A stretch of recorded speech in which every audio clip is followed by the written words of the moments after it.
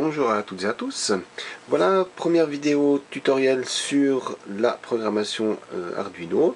Je vous avais dit dans une dernière vidéo, je ne suis pas un excellent professeur, je suis autodidacte, donc j'ai appris à programmer sur le tas, j'ai acheté un ou deux bouquins et je me suis pas mal aidé d'internet. Il y a passablement de zones d'ombre au niveau de la programmation, spécialement tout ce qui concerne les librairies. Vous le verrez un peu plus tard. Il faut savoir les décortiquer et trouver dedans comment les utiliser. Les prochaines vidéos, donc les prochains tutos que je vais faire, ça va être plus ou moins pour des débutants confirmés et personnes intermédiaires. Ça ne sera en tout cas pas pour les experts. Et je pense pas, à moins qu'il y ait de la demande, faire des vidéos pour débutants, c'est-à-dire la base avec un interrupteur, une LED, etc. Il me semble que sur YouTube, il y a pas mal déjà de tutoriels là-dessus. Maintenant, si j'ai de la demande, si certaines personnes veulent absolument que je reprenne la programmation depuis le début, c'est volontiers que je le ferai, mais c'est pas prévu pour le moment. Donc dans ce tutoriel, on va s'intéresser au LCD. Ici j'en ai trois qui sont plus ou moins ceux qu'on retrouve facilement, que ce soit sur eBay, AliExpress ou autres sites de vente. Ici on a un 16 par 2, donc on a 16 colonnes et 2 lignes. Ici on a un 20 par 4, donc on a 20 colonnes et 4 lignes. Et ici on a le shield qui est lui aussi un 16 par 2. Par contre, lui, il a les boutons ici pour faire un menu, directement le potentiomètre pour régler le contraste. Et celui-là, on n'a pas besoin de le câbler, donc tout est déjà fait via la carte. Et il n'y a plus qu'à le plugger sur un Uno ou un Mega, comme ici. On peut l'utiliser sur les deux, ça ne pose aucun problème. Voilà, je vais vite vous faire une petite explication comment raccorder ces deux écrans, car ceux-là ne sont pas du tout prêts à être directement plugués sur un Arduino, mais il va falloir le câbler. Voilà, donc on va raccorder ces écrans. Donc ils se raccordent toujours un peu de la même façon. Ici on a donc les deux, le 16 par 2 et le 4 par 20. Et on a ici donc une numérotation. Celui-là commence à 1 et finit à 16. Et le petit, lui, il a une petite différence, c'est qu'on a le 1 qui commence après le 16 ici, donc on a 15, 16, le 1 et ici le 14.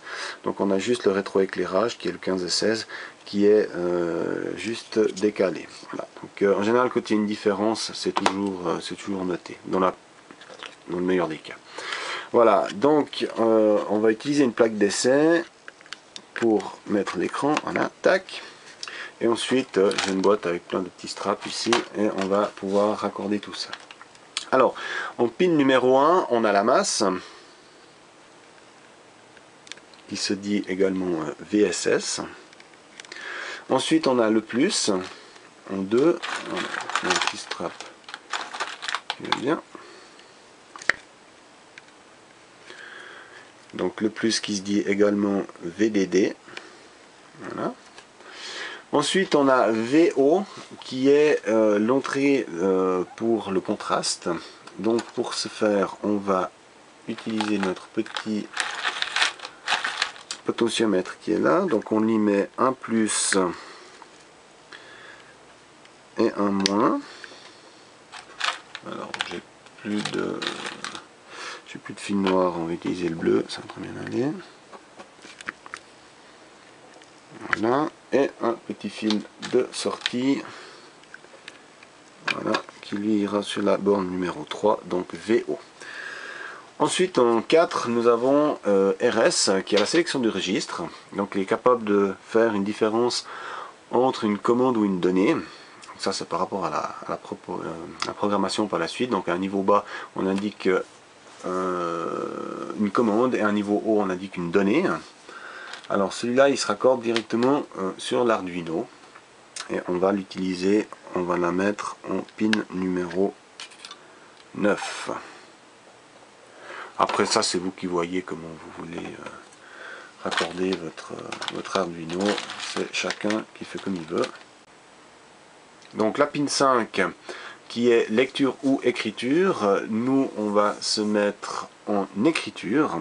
Donc on pourra mettre cette pin directement à la masse. Est-ce qu'on reste un petit fil bleu? Voilà. Ça, on peut aussi le raccorder sur l'Arduino, le mettre à état haut ou à état bas. Mais là, comme on va faire uniquement de l'écriture, on pourra se mettre directement à la masse. Voilà. Ensuite, on a la pin numéro 6 qui est l'entrée de validation. Et celui-là, on va l'activer directement sur l'Arduino. Et on va la mettre en 8. Voilà. Ensuite, on a de D0 à D7. Donc ça fait 8 bits. Et nous, on va l'utiliser en 4 bits. Donc on va le raccorder à la pin numéro, donc la D4 à D7, et ça on va directement raccorder sur l'Arduino. Donc ici on a dit c'est les 4 derniers D.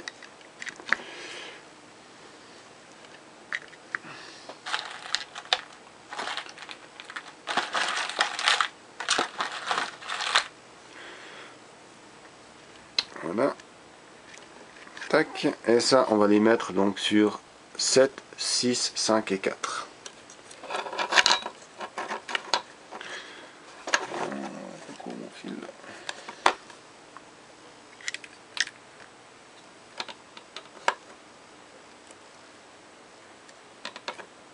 Voilà. Et ensuite il nous reste le 15 et le 16. Donc le 15 qui est l'anode du rétroéclairage, donc le plus 5 volts. Et le 16 qui va être la masse.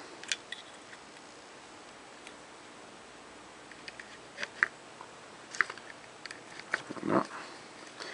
Et puis surtout à la fin, ne pas oublier d'alimenter donc la carte via l'Arduino directement.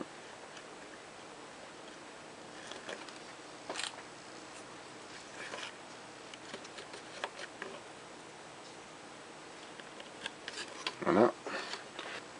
Voilà, ensuite on met donc sous tension. Voilà. Alors il n'y a rien qui s'affiche, ce qui est normal. Et ici, voilà, on voit qu'avec le potentiomètre, on peut donc régler ici le contraste. Alors ensuite, on balance vite un programme. Voilà, juste pour voir si ça fonctionne.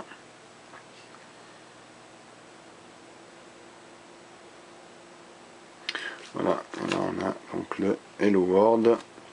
Et si on utilise le... Voilà, on voit un peu mieux l'affichage. Voilà, donc c'est comme ça que ça se raccorde. Dans la plupart des cas, donc c'est toujours le même procédé de 1 à 16. Voilà, on va passer à la programmation maintenant. Voilà, nous allons passer maintenant à la partie programmation de notre Arduino avec le Shield LCD. Mais avant, on va déjà essayer de voir et de comprendre comment fonctionne la librairie et quelles sont ses fonctions. Donc pour ce faire, vous allez aller dans votre dossier Arduino et on va aller dans le dossier librairie, puis dans le dossier Liquid Crystal, puis dans SRC, et là on a le document liquidcrystal.h qui est notre librairie. On l'ouvre et on a ici donc toute sa programmation. Donc le début, toute cette partie là ne nous intéresse pas, la partie à la fin non plus. On va s'intéresser uniquement à la partie du milieu qui est la partie publique ici. Voilà. Alors nous allons déjà déclarer donc le départ de la librairie. Donc on va l'informer quelle broche est raccordée où. Donc nous on va utiliser en 4 bits. Donc aussi on a plusieurs possibilités de configuration.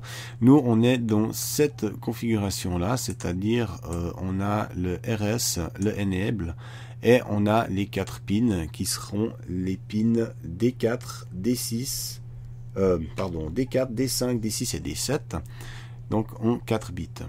Ensuite on va devoir déclarer quel type d'écran on a, si c'est un 16 par 2, un 20 par 4 ou un tout autre type d'écran.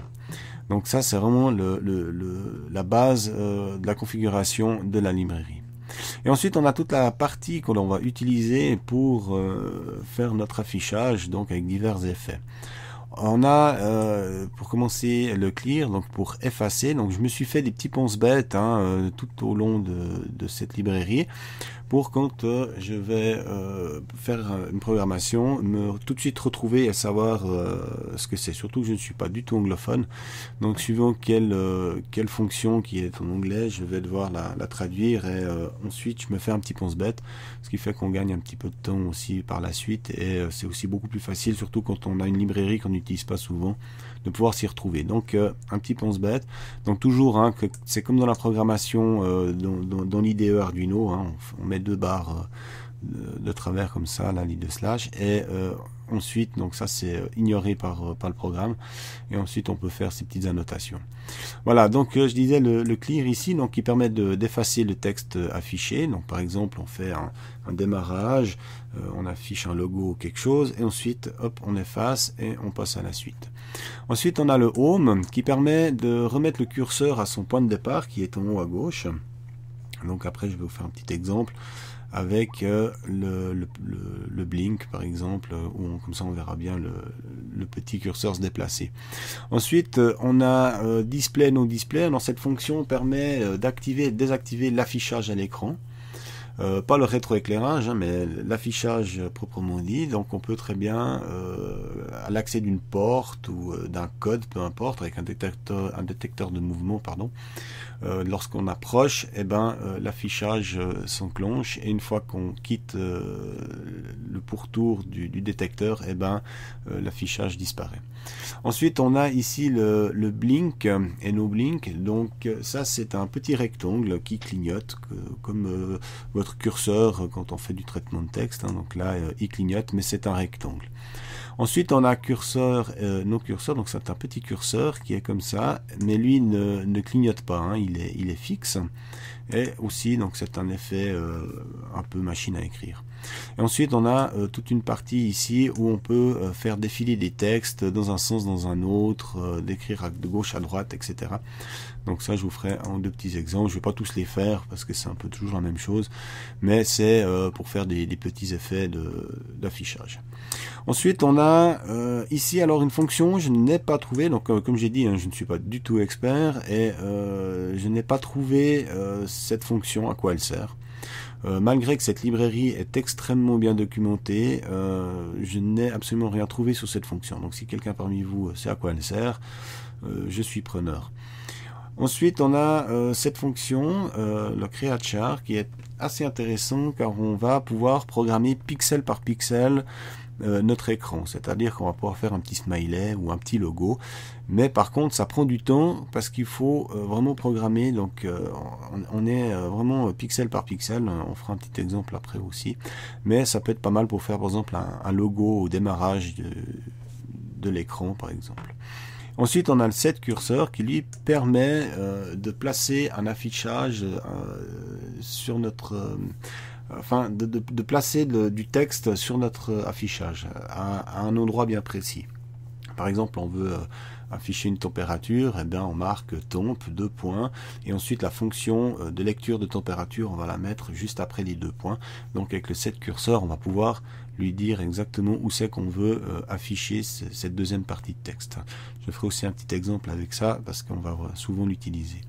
Et ensuite, ces deux fonctions-là, que je n'ai pas non plus trouvé d'explication, en tout cas rien sur le site Arduino, et je n'ai rien trouvé autrement comme ça dans Google. Si quelqu'un sait à quoi ça sert, je suis bien évidemment aussi preneur. Et ensuite, on a print et write ici qui permet donc le print d'écrire à l'affiche sur l'affichage, et le write qui permet de recevoir une écriture depuis le PC. Je ferai aussi un petit exemple. Ça n'a à mon avis pas très grande utilité le write, mais peut-être que si quand on fait des trucs en réseau, etc., alors ça je ne sais pas du tout utiliser, on peut effectivement peut-être retourner des informations via le PC sur un écran à distance. Donc, mais je ne suis pas du tout utilisateur de ce genre de fonction de réseau, etc. Je me suis encore pas du tout penché sur cette utilité là. Voilà, donc maintenant on va faire la programmation proprement dit dans l'IDE.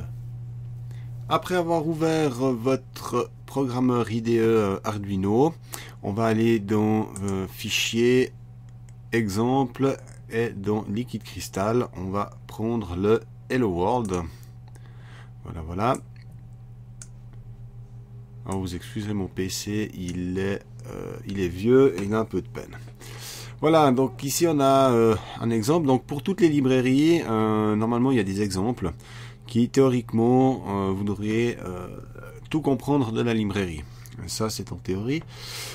Sur celle-ci, oui, parce qu'elle est vraiment bien expliquée, mais pour d'autres, une fois de plus, quasiment pas, voire pas du tout. Voilà, donc ici on a la déclaration des pins. Alors ça, c'est valable uniquement quand on raccorde son écran avec des straps. Quand on a un shield, on n'a pas du tout cette configuration-là. Elle est différente, donc on va devoir la renoter. Donc on a en RS on est en 8, en Enable on est en 9, et ensuite on est en 4, en 5, en 6 et en 7. Donc ça suit en fait les D, donc les pins correspondent au T.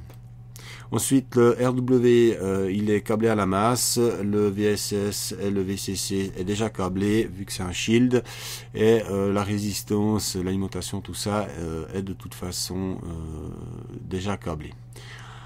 Ensuite, dans la plupart des librairies, on a toujours un lien sur le développeur de la librairie. Alors là aussi, une fois de plus, ça dépend tout de la librairie. Celle-ci, effectivement, c'est celle de Arduino, donc elle est relativement complète.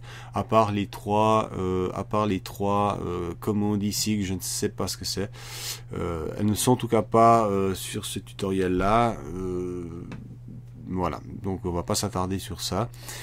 Ensuite, on va commencer la programmation proprement dit. Donc il faut donc inclure, dire au programme qu'on va inclure une librairie. Donc on la déclare ici. Et ensuite notre Liquid Crystal, donc qui est ici. Donc la commande elle est là. Et ensuite on doit lui donner un nom. Parce qu'on peut par exemple utiliser trois écrans en même temps, donc on va devoir les nommer. On peut les appeler par exemple écran, 3 triple X, enfin tout ce que l'on veut. Par contre, à chaque fois qu'on va devoir utiliser une fonction, on va devoir mettre ce nom là. Donc là on va laisser LCD, mais on aurait pu l'appeler LCD1 ou peu importe, Pierre, Paul et Jean, ça aurait été la même chose. Donc en fait, ce nom-là, LCD, remplace le void qui est ici. Donc en fait, on a le void, maintenant va être remplacé par LCD. Donc toutes les fonctions vont être appelées par LCD.la fonction. Voilà. Donc en fait, on aura déclaré ici deux choses, la configuration des pins et le nom de la fonction. Donc on va lui donner un nom. Voilà, donc ici on a donc si on regarde donc dans l'ordre que c'est écrit ici, on le retrouve sur donc notre configuration en 4 bits ici. Donc si maintenant je reprends mon programme ici, voilà, donc on a RS Enable, donc on avait dit c'était 8 et 9. Et ensuite, on a donc D0, D1, D2, D3. Donc nous, on est en 4, 5, 6, 7.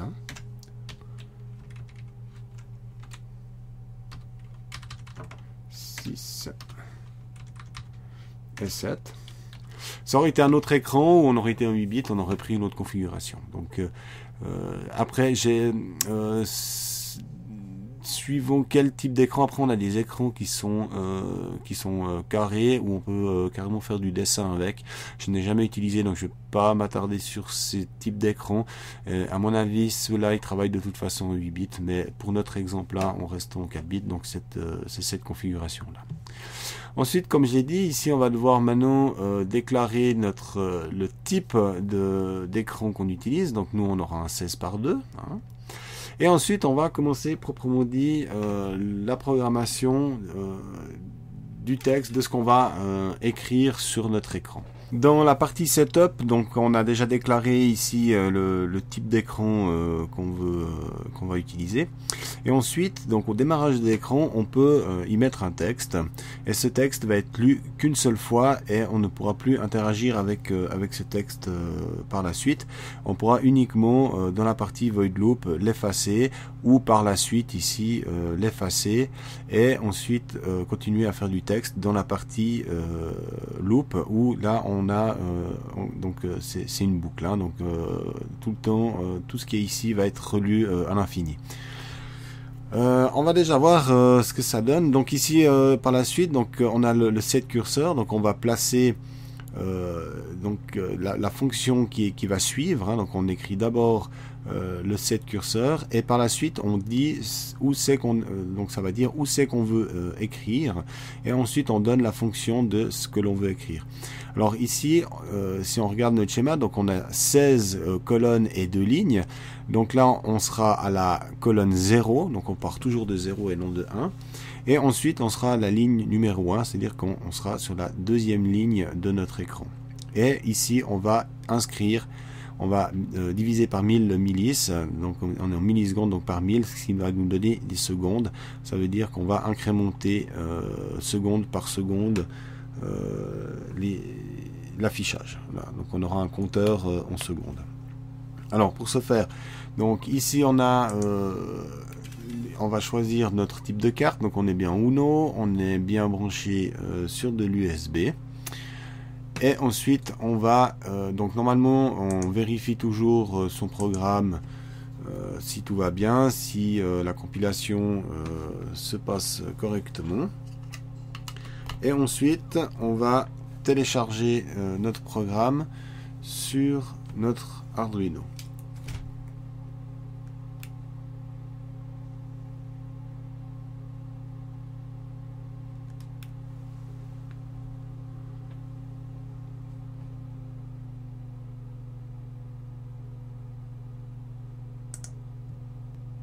Voilà, on lance le téléchargement terminé et on voit donc ici Hello World et on incrémente une seconde par seconde. Voilà. Donc maintenant on va modifier un petit peu les choses.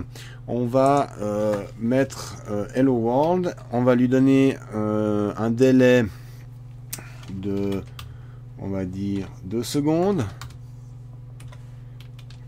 Et ensuite on va effacer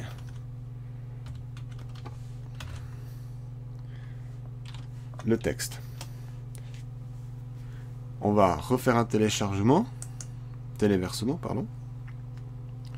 Et on verra maintenant ce que ça va donner ici. Voilà. Donc on a effacé le texte. Ensuite, on va dans la partie loop,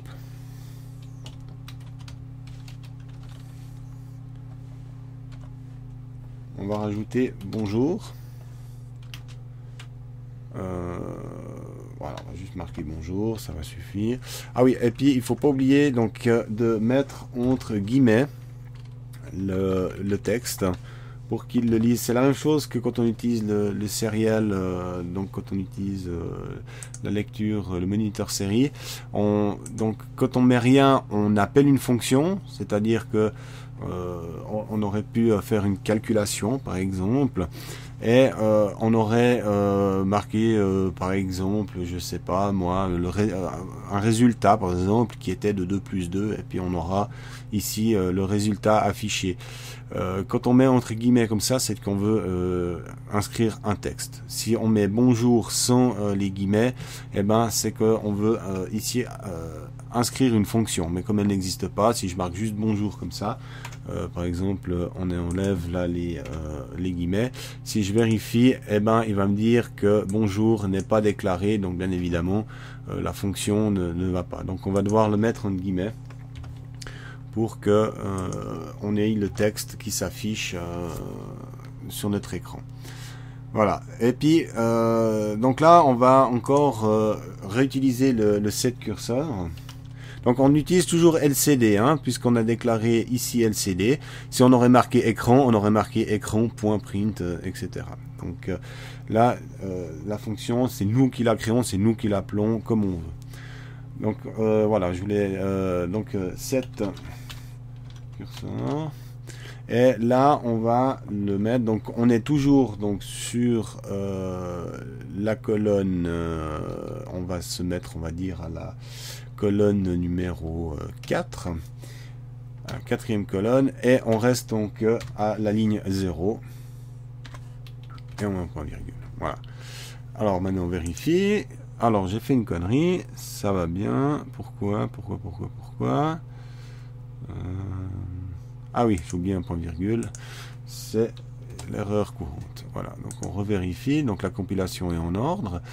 Et maintenant on téléverse et on va voir qu'est-ce que ça donne. Hello World, on efface et le bonjour, il est plus ou moins au milieu, à un carré près.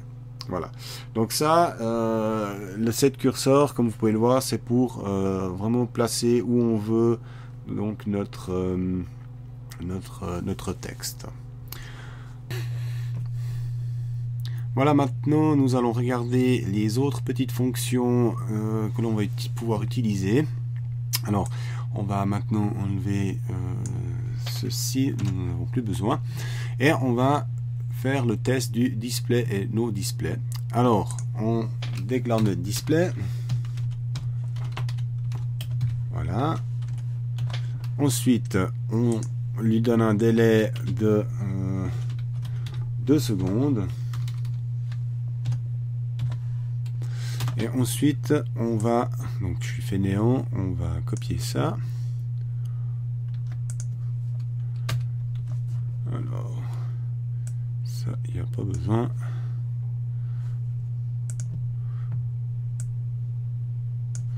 Voilà, tac. Et ici, on va dire no display. Voilà.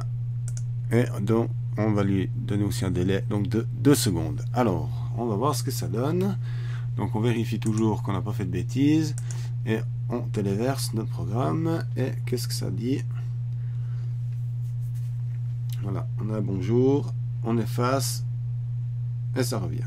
Voilà. Donc, ça, c'est la fonction donc display où on affiche ou non le texte. Donc on aurait pu avoir plusieurs choses et à des moments voulus, par exemple, comme je le disais, pour un accès à une porte, tant que personne n'est devant, et ben rien ne s'affiche. Ou alors ça pourrait être comme je disais, pour une horloge ou n'importe quoi, avec un détecteur de distance. On peut aussi interagir directement sur l'éclairage, hein, bien évidemment. On peut le rétroéclairage l'activer ou le désactiver. Bon, pas sur le shield là, mais quand on câble un écran normal, on peut très bien par la suite commander aussi donc, le rétroéclairage. Donc voilà. Ensuite, on va regarder le blink et no blink. Alors, on va effacer maintenant la partie display qui nous sert plus à grand chose et on va la remplacer par le blink. Donc, on va remettre lcd.blink. Voilà. Et entre deux ici, on va voilà. No blink. Voilà, et puis nous allons voir ce que ça donne. On téléverse.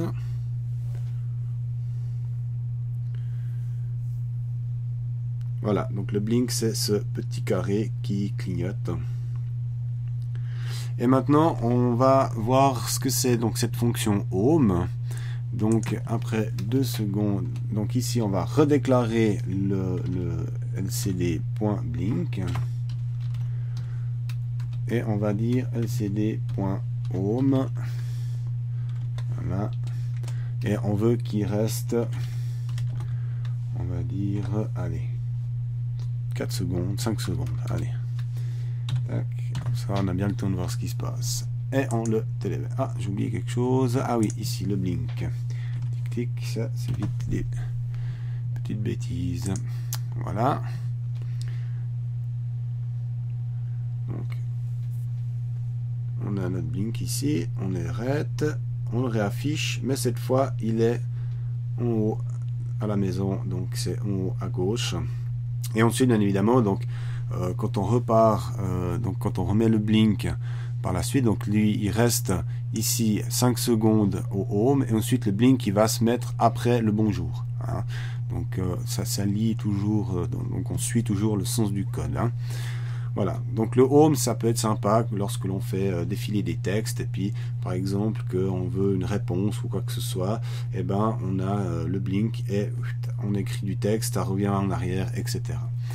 Donc là c'est des petits effets qui peuvent être utiles suivant quel type de programmation on fait. Ensuite on a le curseur et nos curseurs. Alors on va remplacer le blink par le curseur.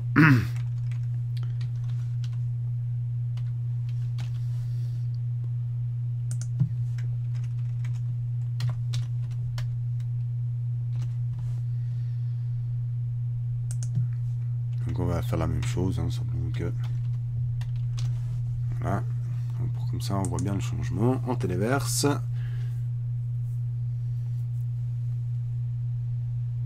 Voilà, donc c'est plus un petit carré, mais c'est un petit trait qui lui ne clignote pas, hein, c'est fixe.